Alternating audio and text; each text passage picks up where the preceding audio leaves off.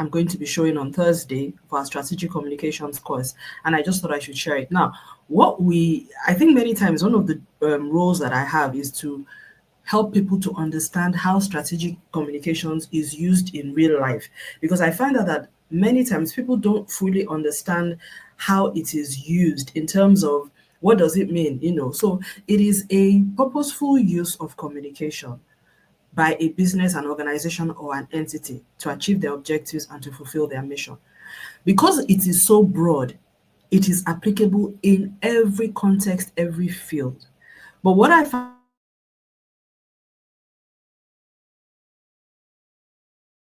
as a concept and as a framework that are able to work across sectors. If you do not, you are likely to only know the aspect of communication that you have been exposed to in the context that you have worked in and with particular problems or challenges that you have been, you have done. Sometimes some people may be, able to transcend by themselves, but if you do not understand or you have not been taught the strategic communications framework, I think it will be difficult to be able to transfer across sectors, like from private to public and that kind of thing. You won't. And not everybody needs to, and not everybody wants to, so that's fine. But it's also important. I believe that every practitioner, even if you're only staying in one context, in one company or one situation or whatever, it's good that you have the knowledge of that framework. And that's essentially what we teach on Thursday. So I'm just going to go through. I gave some examples. This is one of the slides I'm going to show in the pack that we have for Thursday, which is like hundreds of slides that I'm trying to break down, but it's fine. So for instance, if you are a business that you need to amplify your business credibility and you need to build your public reputation, what aspect of communications applies or is the need that you would have? Corporate communications. If you're a corporate entity, you need to have a corporate communications strategy, corporate communication implementation approach or something. That's the only way you can amplify your business credibility and your public reputation. Of course, you have to perform well, you have to behave well, but then the communications aspect is what brings about the amplification. And that is, corporate communication is an integral part of strategic communication. Strategic communications is what corporate communications teams, leaders, practitioners use to be effective in their roles. Now, strategic communications is a practice area. It is a field. It is a practice area that is applicable across sectors. It is the fundamental framework by which communications in the 21st century needs to work in order to be effective in what they do. So, and it is very, very different from public relations, but let me not go too much into that. So another use case, because we're looking now at use case in terms of how do you use the communication? What is the value? How do you use strategic communication? So another use case is when you need to generate leads. And this is in terms of creating new business opportunities, whatever business you're in. It applies to people like us in professional services who have to create new business leads for our training arm, for our consulting arm. What kind of communication do we need? We need marketing communication. It's still the same strategic communication principles that we use, but now in the context of marketing. But those same principles of audience, of segmentation, profiling, stakeholder management, messaging, feedback mechanisms, content, platform, channels, tools, feedback, analytics, everything applies. So, but if you do not understand that framework, like I said, you may not be able, in fact, you will not be able to apply it in the sectors and in the practice areas that is required. Also, if you need to launch and position your brand within a sector, what the kind of communications you need is brand communications. That's it. The same principles of strategic communication, but now in the context of brand strategy, brand implementation, brand philosophy, that sort of thing.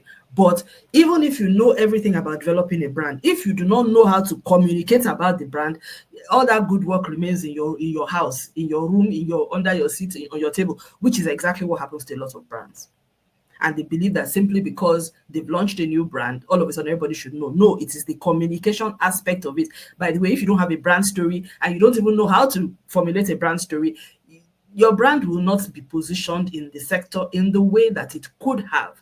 It will still be positioned, but not to the extent that it could have. Only people within the sector will know about it, as across to, and that's not even everybody. So you want to launch it and position it in a particular way within the sector. You have a brand communications need there. If you need to create the demand and fulfill it, what kind of communications do you need? You need marketing and sales communication. But to take it to the level that is required, you also need that strategic communication mindset and thinking. So the person is able to interpret the business plan and then come up with a marketing and sales communication strategy that will work for your organization. That is what the strategic communication framework allows you to do. It allows you to interpret the business strategy, organizational strategy, institutional strategy, entity strategy, political strategy, policy strategy, advocacy strategy into communications plans. So that is why I keep coming back to the fact that if you do not understand the framework, the day they present a challenge to you that is different from the work that you're doing, you'll be unable to do it. And I see a lot of practitioners in this situation. If you need to change perception, you're working in the public sector space or political sector, well, you need political communications campaign strategy, a campaign communication strategy, and one that works for the 21st century. And again, it's strategic communications. Particularly when, imagine if you're a political, I mean, there's a trust deficit, there's a credibility deficit, or you're a candidate that is far behind all the other contenders, you had better be strategic in terms of how you communicate. So you need to influence policy as well. You need to attract investment. You need to, create public support for your humanitarian work. You have a development communication need, which again is another specialized aspect of strategic communication. But I see a lot of NGOs and humanitarian organizations struggling with their communication simply because they do not fully understand the role that the strategic communications framework has to play in this regard. You cannot communication, if you're just communicating business as usual, you're not going to make the kind of impact that you need to make. If you also need to, finally, I will take the last one. If you need to, or the second to the last one, if you need to manage risk, save lives in a pandemic, disease outbreak situation, what is your communications need? It's risk communication. Again, that is another aspect, another iteration of the strategic communications framework and process. And if you need to make scientific, technical, and engineering information easy to understand for product users or for non-technical audiences, your communications need is technical communication, which again is built upon the strategic communications framework, but very, very specialist in terms of the ability to simplify scientific, technical, engineering information to specific audiences. But even the entire framework is also used in this regard. Yes, I think I missed out crisis management. If you need to protect your reputation in times of crisis, you need crisis communications. In fact, crisis communications, as far as I'm concerned, is the one that you cannot wing. You need the strategic communications framework. You need understanding of it to be able to manage well in crisis. And this is why a lot of people fail in crisis, because in many of these practice areas, you can almost try to be winging your way through it, almost.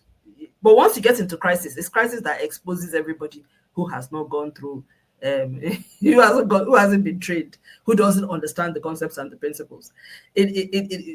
Internal communications, I think, also exposes people a lot, because you can't do internal communication as well if you do not understand the strategic communication framework, because it's also a very, very specialist area. Marketing communications in the B2B sector, you cannot do it if you do not understand the strategic communications framework, because you will be copying what the B2C people are doing and you will make a lot of mistakes. Corporate communication as well. If you do not know the strategic communication framework and you are supporting a big major brand, you are likely to fall into problem at some point, because there are certain mistakes, things that you should not say and you should not do, and you will not know that. One very important thing that we do in our strategic communications course, which is coming up on Thursday, enrollment is ending today, is that we teach you also how to identify risk and how to manage communications risk.